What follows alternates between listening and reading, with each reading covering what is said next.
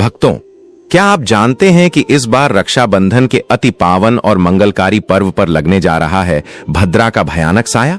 क्या आप जानते हैं कि रक्षाबंधन के दिन भद्राकाल के दौरान भूलकर भी कलाई पर राखी क्यों नहीं बांधी जाती है और इस वर्ष राखी बांधने का सबसे सटीक व सर्वोत्तम शुभ मुहूर्त क्या है? माताएं एवं बहनों, यदि आज की इस विशेष वीडियो को आप बिना स्किप किए शुरू से लेकर अंत तक पूरा देखती हैं, तो मानकर चलें कि आपको रक्षाबंधन के पर्व से जुड़ी समस्त पौराणिक, धार्मिक, ज्योतिषाचार्य एवं ज्ञानवर्धक बातों का सटीक पता लग जाएगा। साथ ही साथ आज की इस वीडियो में हम आपको यह भी बताने वाले हैं कि रक्षाबंधन के शुभ अवसर पर अपने भाई की कलाई पर रक्षा सूत्र यानी राखी बांधने के तुरंत बाद उसे कौन सी एक विशेष चीज अपने हाथों से जरूर खिला देना चाहिए, जिससे आपके भाई का सोया हुआ भाग्य अचानक जाग उठेगा, उसकी किस्मत के बंद दरवाजे खुल जाएंगे और उसका जीवन आसमान के चमकते हुए तारों की भांति आलोकित हो उठेगा। इसके साथ ही साथ आज हम विस्तार से जानेंगे कि इस बार भद्राकाल का साया कितने बजे से लेकर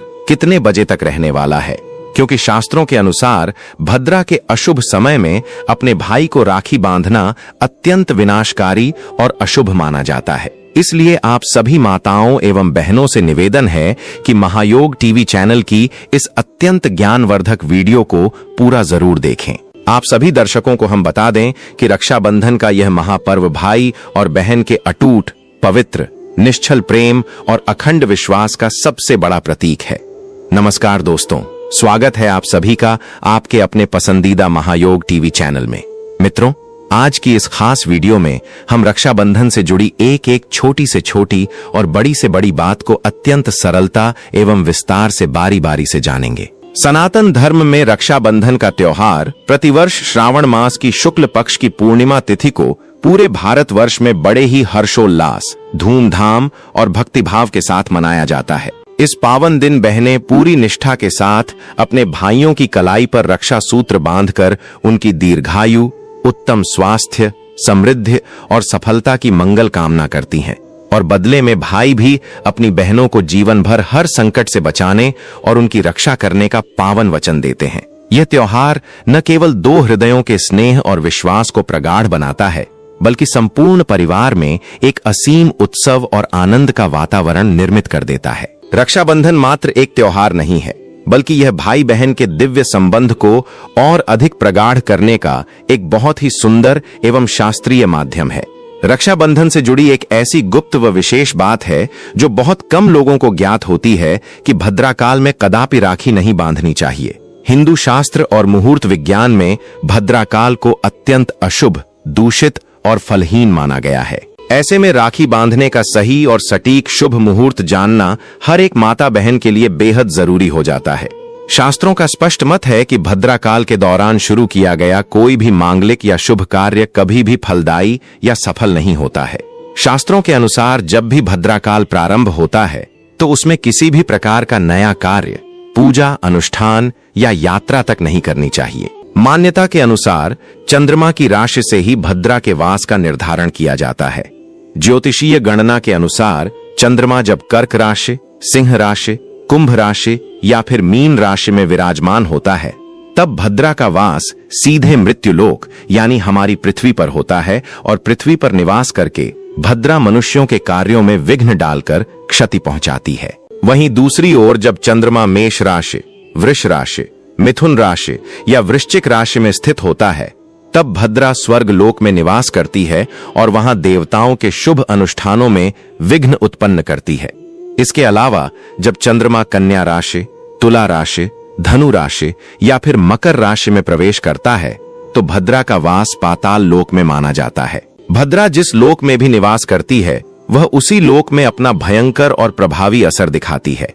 अब प्रश्न यह उठता है कि आखिर भद्रा में राखी क्यों नहीं बांधी जाती है?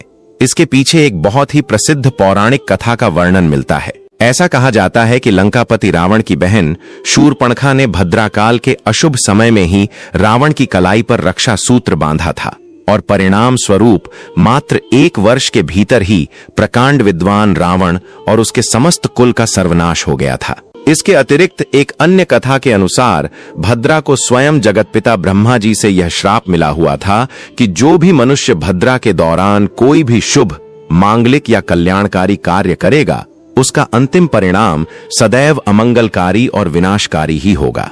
माताएं एवं बहनों, चलिए अब हम आपको बहुत ही विस्तार से समझाते हैं कि तिथियों की सही और सटीक गणना क्या कहती है। जैसा कि बीते वर्षों के इतिहास में आपने देखा कि वर्ष 2024 में 19 अगस्त को पूर्णिमा तिथि की शुरुआत के साथ भद्रा का साया दोपहर 1:30 बजे तक बना हुआ था और उसके पश्चात दोपहर 1:30 बजे से लेकर रात्रि 9 बजे तक राखी बांधने का शुभ मुहूर्त प्राप्त हुआ था। परंतु यदि हम वर्तमान समय यानी वर्ष 2026 की बात करें तो आपको भ्रमित होने की तनिक भी आवश्यकता नहीं है। वर्ष 2026 में रक्षाबंधन का यह महान पर्व 28 अगस्त 2026 दिन शुक्रवार को पूरे देश में श्रद्धा के साथ मनाया जाएगा।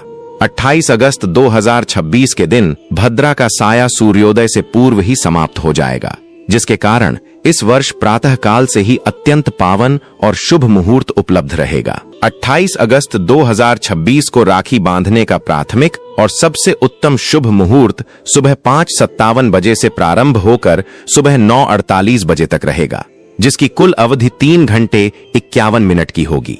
यदि कोई बहन किसी कारणवश इस प्रातःकालीन मुहूर्त में राखी न बांध पाए तो उसके लिए अपराह्न काल यानी दोपहर के समय में दोपहर लगभग 1:30 बजे से लेकर शाम 4:00 बजे तक का समय भी अत्यंत शुभ और फलदायी रहेगा।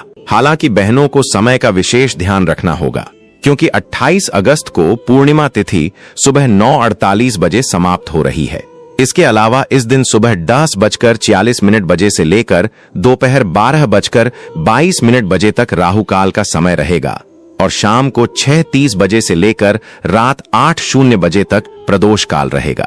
राहु काल और प्रदोष काल के इस समय में राखी बांधने से बचना चाहिए, क्योंकि यह समय शास्त्रों के अनुसार अनुकूल नहीं माना जाता। माताएं एवं बहनों, अब हम आपको कुछ ऐसी अत्यंत महत्वपूर्ण बातें बताने जा रहे हैं जिनका ध्यान आपको राखी बांधते समय हर हाल में रखना चाहिए।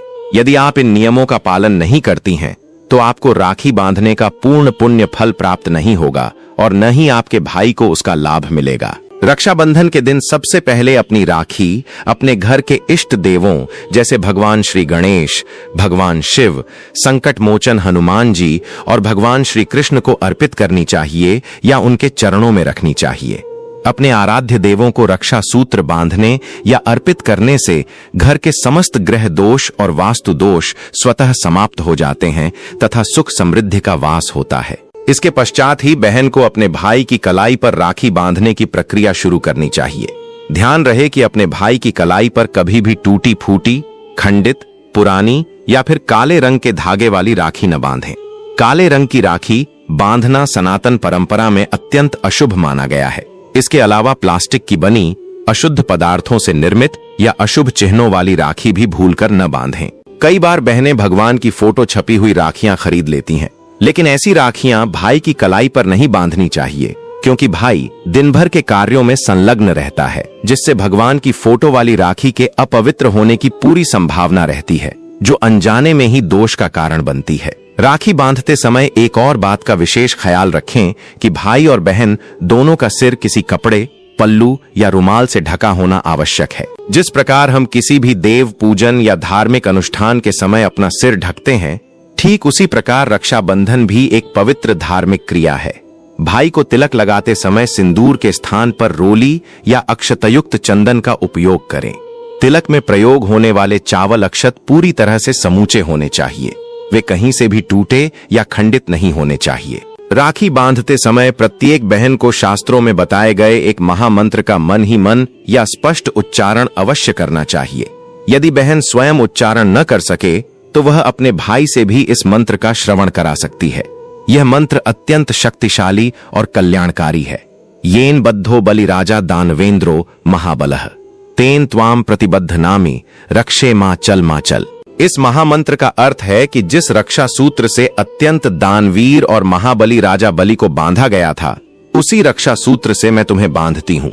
हे रक्षा सूत्र, तुम स्थिर रहना, अपने कर्तव्य से कभी विचलित मत होना और इस भाई की सर्वदा रक्षा करना।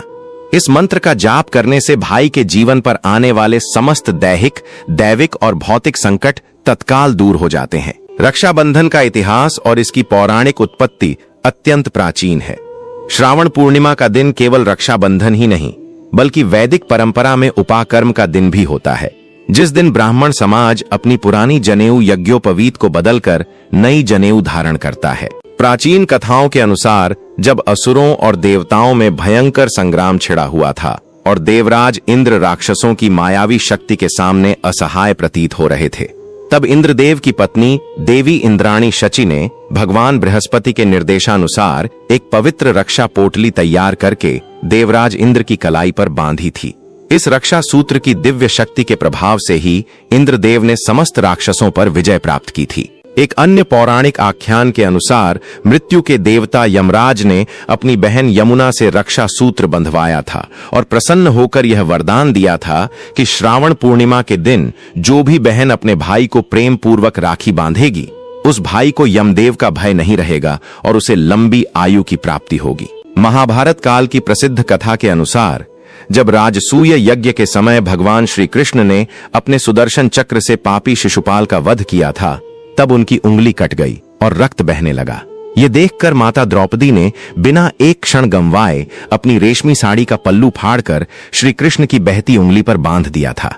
श्री कृष्ण ने उस वस्त्र के एक एक धागे का ऋण चुकाने का वचन दिया और जब कौरवों की सभा में द्रौपदी का चीरहरण हो रहा था, तब श्री कृष्ण ने द्रौपदी की साड़ी को अनंत बढ़ाकर उनकी लज्जा और सम्मान की रक्षा की थी। इसी प्रकार स्कंद पुराण और श्रीमद् भागवत पुराण में वर्णन आता है कि जब भगवान विष्णु ने वामनावतार लेकर राजा बलि से 3 पग में संपूर्ण सृष्टि नाप ली और बलि को पाताल लोक का राजा बनाकर उसके भक्तिभाव के वशीभूत होकर स्वयं उसके द्वारपाल बन गए, तब बैकुंठ में माता लक्ष्मी अत्यंत चिंतित हो गईं। तब देवर्षि नारद के परामर्श पर माता लक्ष्मी ने एक साधारण स्त्री का रूप धरकर राजा बलि के पास जाकर श्रावण पूर्णिमा के दिन उसकी कलाई पर सुंदर रक्षा सूत्र बांधा और उसे अपना भाई बना लिया। राजा बलि ने जब अपनी बहन को मनचाहा उपहार मांगने को कहा, तो माता लक्ष्मी ने अपने स्वामी भगवान विष्णु को मांग लिया और उन्हें सहर्ष बैकुंठ ले आईं। तभी से यह रक्षाबंधन का त्योहार संपूर्ण जगत में प्रचलित हुआ। भारत के अलग अलग राज्यों में इस पावन पर्व को विविध रूपों में मनाया जाता है। महाराष्ट्र और तटीय क्षेत्रों में इसे नारली पूर्णिमा या नारियल पूर्णिमा कहा जाता है, जहां मछुआरे समुद्र देव और भगवान वरुण की विधिवत पूजा करके जल में नारियल अर्पित करते हैं और अपनी आजीविका का नया सत्र प्रारंभ करते हैं। दक्षिण भारत के तमिलनाडु और आंध्र प्रदेश में इसे क्रमश अवनी अवित्तम और जंध्याला पूर्णिमा के रूप में जाना जाता है। शास्त्रीय दृष्टि से हमारी कलाई के मूल भाग में 3 रेखाएं होती हैं, जिन्हें मणिबंध कहा जाता है। यह मणिबंध ही हमारी जीवन रेखा और भाग्य रेखा का उद्गम स्थल है। इन 3 मणिबंधों में त्रिदेव ब्रह्मा, विष्णु, महेश तथा त्रिदेवी लक्ष्मी, सरस्वती, काली का साक्षात वास होता है। जब कोई बहन अपने भाई की कलाई पर कलावा या रक्षा सूत्र बांधती है, तो यह त्रिशक्तियों को समर्पित हो जाता है, जिससे भाई की मानसिक, शारीरिक और आध्यात्मिक रूप से रक्षा होती है। अब आइए जानते हैं उस अत्यंत गुप्त और चमत्कारी चीज के बारे में, जिसे राखी बांधने के बाद अपने भाई को खिलाने से उसका सोया हुआ भाग्य जाग उठता है। माताएं एवं बहनों, जब आप अपने भाई का तिलक कर दें, आरती उतार लें और कलाई पर रक्षा सूत्र बांध दें, तो उसके पश्चात अपने हाथों से भाई को शुद्ध देशी घी और केसर से निर्मित मिठाई जैसे केसरिया पेड़ा, केसर युक्त घेवर या केसर की खीर अवश्य खिलाएं। ज्योतिष शास्त्र में देशी घी का संबंध सूर्य देव से और केसर का संबंध देवगुरु बृहस्पति से माना गया है। जब बहन अपने निश्चल भाव से भाई को केसर युक्त मिठाई खिलाती है, तो भाई की कुंडली में गुरु और सूर्य ग्रह अत्यंत बलवान हो जाते हैं। इसके प्रभाव से भाई के जीवन से दरिद्रता, रोग और असफलताएं हमेशा के लिए मिट जाती हैं और उसकी किस्मत आसमान के तारों की भांति दमकने लगती है। इसी पावन परंपरा के अंतर्गत रक्षाबंधन का त्योहार केवल एक धार्मिक अनुष्ठान या पारिवारिक आयोजन मात्र नहीं है, बल्कि यह सनातन संस्कृति के मूल दर्शन, वैज्ञानिक आधार और आध्यात्मिक चेतना का एक प्रत्यक्ष प्रमाण है। जब हम रक्षाबंधन के इस दिव्य रहस्य की गहराई में उतरते हैं, तो हमें ज्ञात होता है कि हमारे ऋषियों मुनियों ने इस तिथि और इस विधान का चयन कितनी सूक्ष्म गणनाओं के उपरांत किया था। श्रावण मास की पूर्णिमा तिथि का चयन अनायास ही नहीं हुआ है। ज्योतिष और आयुर्वेद विज्ञान के अनुसार श्रावण मास में वर्षा ऋतु अपने चरमोत्कर्ष पर होती है। इस समय वायुमंडल में नमी अधिक होती है, जल तत्व की प्रधानता होती है और मानव शरीर में त्रिदोष यानी वात, पित्त और कफ का संतुलन परिवर्तित होने लगता है। ऐसे समय में चंद्रमा अपने पूर्ण स्वरूप में होता है। चंद्रमा को मन का कारक माना गया है। पूर्णिमा के दिन चंद्रमा की किरणें जल और मानव मस्तिष्क पर सीधा और गहरा प्रभाव डालती हैं। जब मन में भावुकता और संवेदनशीलता बढ़ जाती है, तब भाई बहन का यह पावन पर्व मन में भ्रातृभाव, निश्चल प्रेम और आत्मिक पवित्रता का संचार करता है। कलाई पर बांधे जाने वाले रक्षा सूत्र यानी कलावा का वैज्ञानिक और चिकित्सीय महत्व भी अत्यंत अद्भुत है। मानव शरीर की संरचना में कलाई का स्थान अत्यंत संवेदनशील और महत्वपूर्ण माना गया है। एक्यूप्रेशर और आयुर्वेद के सिद्धांतों के अनुसार कलाई के मूल भाग में जहां 3 प्रमुख रेखाएं होती हैं, जिन्हें हम मणिबंध कहते हैं, वहां से शरीर की कई महत्वपूर्ण नसें और नाड़ियां होकर गुजरती हैं। ये नाड़ियां सीधे हमारे हृदय, यकृत, लिवर और मस्तिष्क से जुड़ी होती हैं। जब बहन अपने भाई की कलाई पर रक्षा सूत्र बांधती है और उसमें गांठ लगाती है, तो उस स्थान पर एक विशेष दबाव निर्मित होता है। यह हल्का दबाव कलाई की नाड़ियों में रक्त के प्रवाह को संतुलित करता है और वात, पित्त तथा कफ के दोषों को नियंत्रित करने में सहायता प्रदान करता है। कलावा बांधने से शरीर में रोग प्रतिरोधक क्षमता का विकास होता है और पक्षाघात, पैरालिसिस, हृदय रोग तथा रक्तचाप जैसी गंभीर बीमारियों का खतरा काफी हद तक कम हो जाता है। इस प्रकार रक्षा सूत्र केवल एक धार्मिक धागा नहीं, बल्कि भाई के स्वास्थ्य की रक्षा करने वाला एक प्राकृतिक रक्षा कवच भी है। रक्षाबंधन के पर्व पर प्रयोग में लाई जाने वाली प्रत्येक सामग्री का अपना एक विशिष्ट आध्यात्मिक और तांत्रिक अर्थ होता है। पूजा की थाली का सजाए जाना भी एक गूढ़ साधना का अंग है। जब बहन रक्षाबंधन की थाली सजाती है, तो उसमें मुख्य रूप से रोली, अक्षत, दीपक, मिष्ठान, धूप और रक्षा सूत्र रखा जाता है। रोली या लाल चंदन का टीका भाई के ललाट पर आज्ञा चक्र के स्थान पर लगाया जाता है। दोनों भौहों के मध्य स्थित यह आज्ञा चक्र हमारी चेतना, बुद्धि और निर्णय क्षमता का केंद्र है। जब इस स्थान पर रोली का तिलक लगाया जाता है, तो वहां की ऊर्जा जागृत होती है, जिससे भाई की एकाग्रता, मेधा शक्ति और आत्मबल में अपार वृद्धि होती है। रोली के ऊपर लगाए जाने वाले अक्षत यानी बिना टूटे हुए चावल अखंडता और पूर्णता के प्रतीक हैं। शास्त्रों में अक्षत को सबसे पवित्र अन्न माना गया है। जब भाई के मस्तक पर तिलक लगाकर अक्षत लगाए जाते हैं, तो इसका अर्थ यह होता है कि उसका जीवन सदैव धन धान्य से परिपूर्ण रहे, उसका भाग्य कभी खंडित न हो और उसके जीवन में कभी किसी चीज की कमी न आए। इसके उपरांत बहन अपने भाई की आरती उतारती है। आरती उतारने का अर्थ केवल दीपक घुमाना नहीं है, बल्कि भाई के चारों ओर जो नकारात्मक ऊर्जा या आभा मंडल औरा में दूषित तत्व एकत्रित हो गए हैं, उन्हें अग्निदेव के माध्यम से भस्म करना है। आरती की लौ से निकलने वाला प्रकाश और ऊष्मा भाई के आभा मंडल को शुद्ध कर देती है, जिससे किसी भी प्रकार की बुरी नजर, नकारात्मक शक्तियां या ऊपरी बाधाएं भाई को स्पर्श भी नहीं कर पाती हैं। इसके बाद कलाई पर रक्षा सूत्र बांधते समय बहनें जिस मंत्र का जाप करती हैं, वह मंत्र स्वयं में एक सिद्ध स्तोत्र है। येन बद्धो बलिराजा दानवेंद्रो महाबलः। इस मंत्र का प्रत्येक शब्द एक अदृश्य ऊर्जा तरंग का निर्माण करता है। जब बहन पूर्ण श्रद्धा, विश्वास और प्रेम के साथ इस मंत्र का उच्चारण करते हुए कलाई में 3 गांठें लगाती हैं, तो वह 3 गांठें ब्रह्मा, विष्णु और महेश के नाम की होती हैं। पहली गांठ भाई की आयु की रक्षा करती है, दूसरी गांठ भाई के आरोग्य और ज्ञान की रक्षा करती है और तीसरी गांठ भाई के धर्म और मोक्ष की रक्षा करती है। ये 3 गांठें भाई के जीवन में एक ऐसा अभेद्य दुर्ग खड़ा कर देती हैं, जिसे कोई भी अधर्म या विपत्ति भेद नहीं सकती। पौराणिक संदर्भों में यदि हम दृष्टि डालें, तो रक्षाबंधन की कथाएं केवल वैदिक काल तक सीमित नहीं हैं, बल्कि इतिहास के विभिन्न कालखंडों में इस परंपरा ने राष्ट्र, धर्म और संस्कृति की रक्षा में युगांतकारी भूमिका निभाई है। इतिहास का एक अत्यंत भावुक और प्रसिद्ध प्रसंग मेवाड़ की रानी कर्मवती और मुगल सम्राट हुमायूं का है। जब गुजरात के शासक बहादुर शाह ने मेवाड़ पर आक्रमण किया था, तब राजपूताना संकट में पड़ गया था। रानी कर्मवती के पास अपनी प्रजा और राज्य की रक्षा के लिए पर्याप्त सैन्य बल नहीं था। ऐसे संकट के समय में रानी कर्मवती ने अपनी दूरदर्शिता और मानवीय संवेदना का परिचय देते हुए हुमायूं को एक पवित्र रक्षा सूत्र यानी राखी भेजी थी। यद्यपि हुमायूं भिन्न धर्म का अनुयायी था, परंतु जैसे ही उसने उस पावन रक्षा सूत्र को प्राप्त किया, वह उस धागे के धागे में छिपे स्नेह और विश्वास के मूल्य को समझ गया।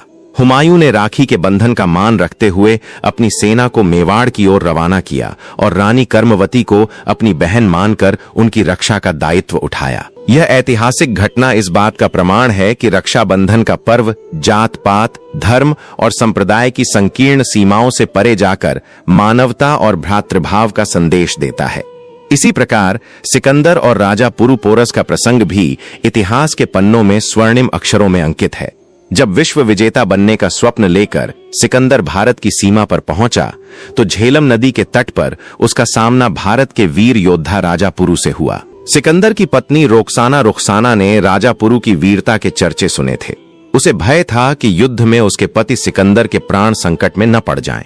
तब रुखसाना ने राजा पुरु को एक रक्षा सूत्र भेजा था। युद्ध के मैदान में जब राजा पुरु ने सिकंदर पर वार करने के लिए अपना शस्त्र उठाया, तो उन्हें अपनी कलाई पर बंधी राखी का स्मरण हो आया। उन्होंने अपनी बहन को दिए गए अदृश्य वचन का पालन करते हुए सिकंदर पर प्रहार नहीं किया।